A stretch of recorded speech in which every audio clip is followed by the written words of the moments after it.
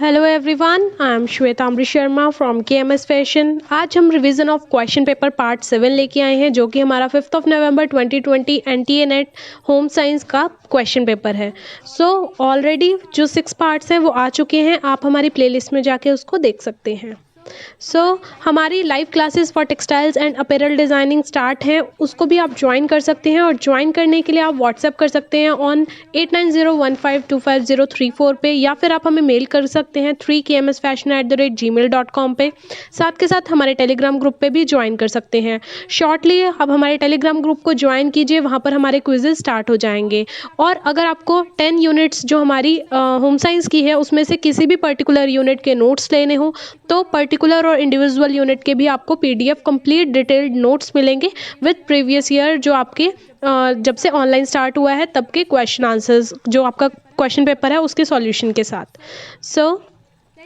Let's start with first question today. Question number 61. From the list given below, indicate the features of traditional standards. So जो हमारे traditional standards है, traditional standards को हम conventional standards भी अपने बोल सकते हैं। जो पुराने टाइम के standards हैं हमारे, वो rigid, stable, flexible, socially acceptable और modern. So इनमें से कौन से रहेंगे? यहाँ पर मैं हमेशा आपको बोलती हूँ elimination method को यूज़ कीजिए।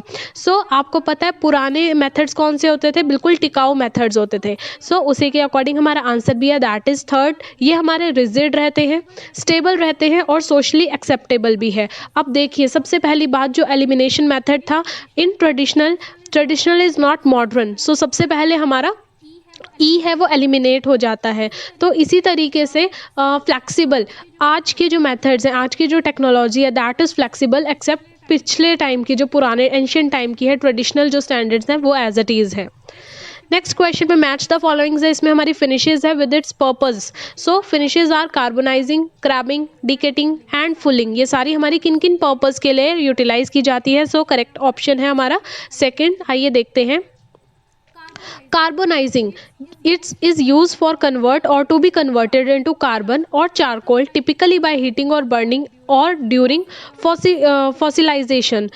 जो हमारी कार्बोनाइजिंग है, कार्बोनाइजिंग क्या करती है? बर्न करती है वेजिटेबल इम्प्योरिटीज़ को, और उसके साथ क्या करती है? वो हमारे हीट और बर्निंग करती है। ठीक है। देन क्रैबिंग इज डिकेटाइजिंग और decatizing, also known as crabbing, blowing and decating, is the process of making permanent a textile finish on a cloth so that it does not shrink during garment making.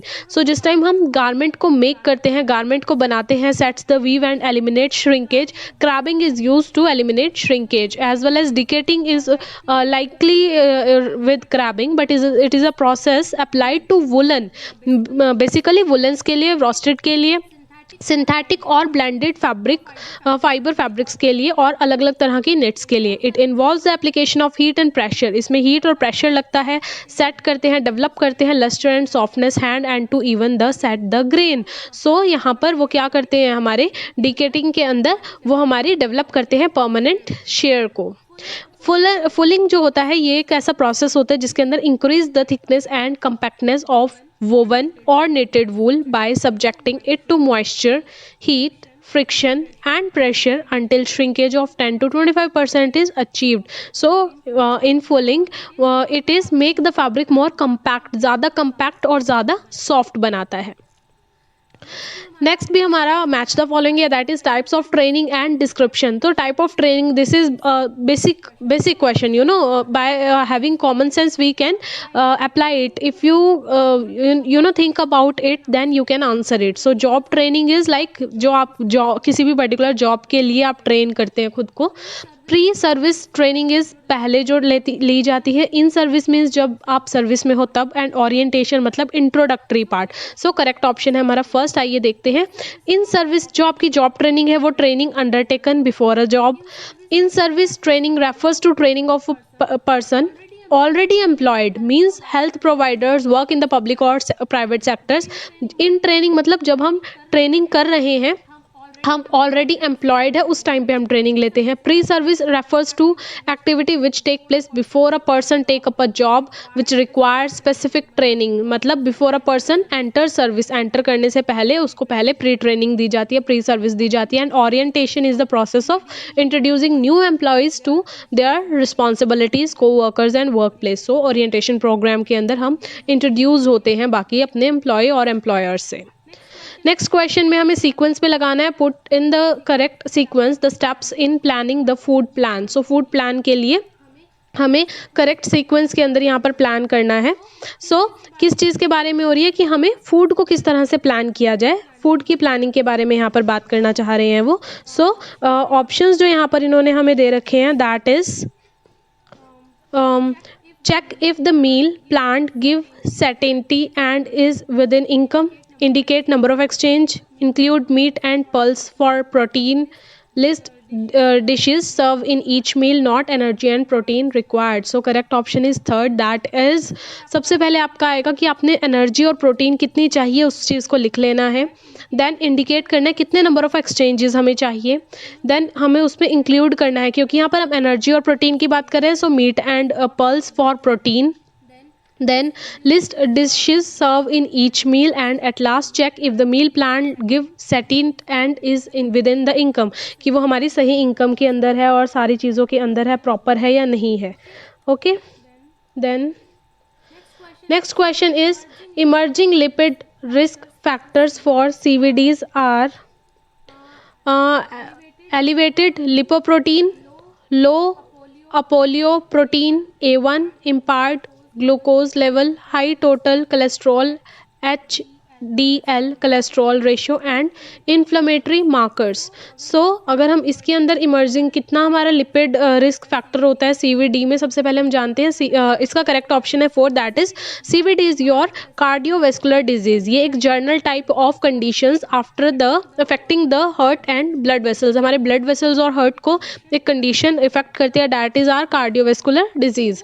The most common study emerging cardiovascular risk disease including, इन सभी risk के साथ हम elimination method से इसको इस answer को achieve कर सकते थे, क्लियर कर सकते थे। So it include coronary artery calcium source score, lipoprotein, apolipoproteins, homocysteine, thrombosis, markers like fibrinogen and plasminogens, activator, inhibitor 1, carotid intima, media thickness, genotypic variations, non-alcoholic fatty liver diseases, C, reactive protein, platelets and birth weight level. So these all are the risk factors for our cardiovascular diseases.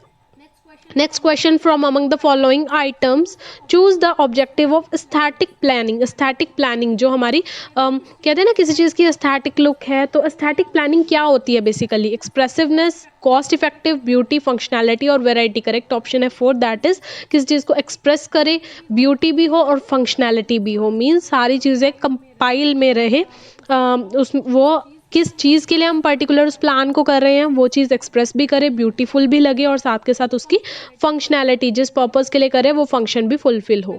Management processes, management हमारा long है, continuous है, intermediate है या and in itself है। So it is an continuous process, it never ending process. You can say it universal also if it consist in your options.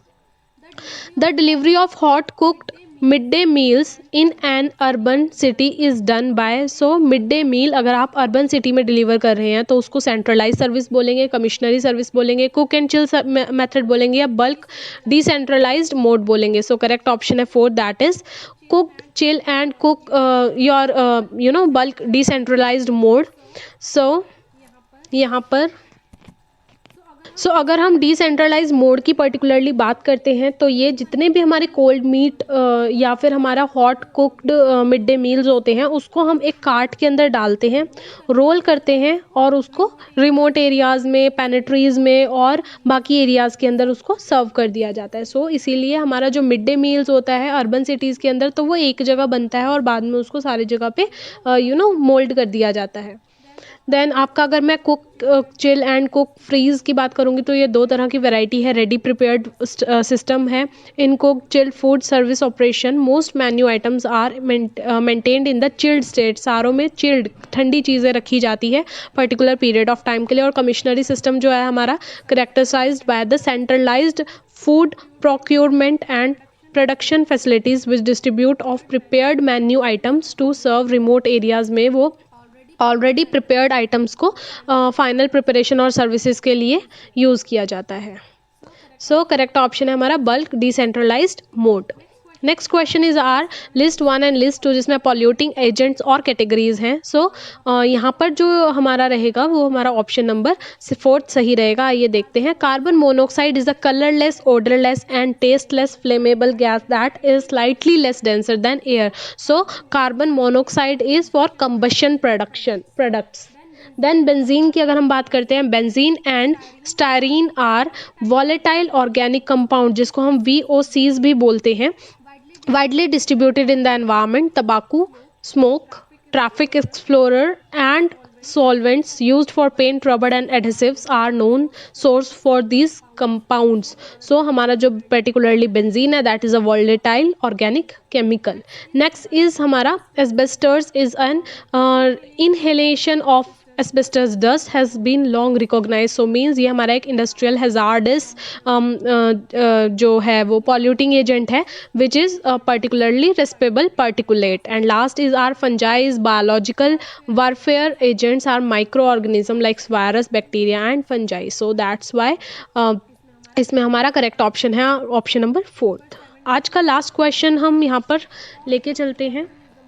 Question number 17 that is which of the following is the most lustrous weave? So satin, swill, jacquard and dobby. So correct option is our satin is generally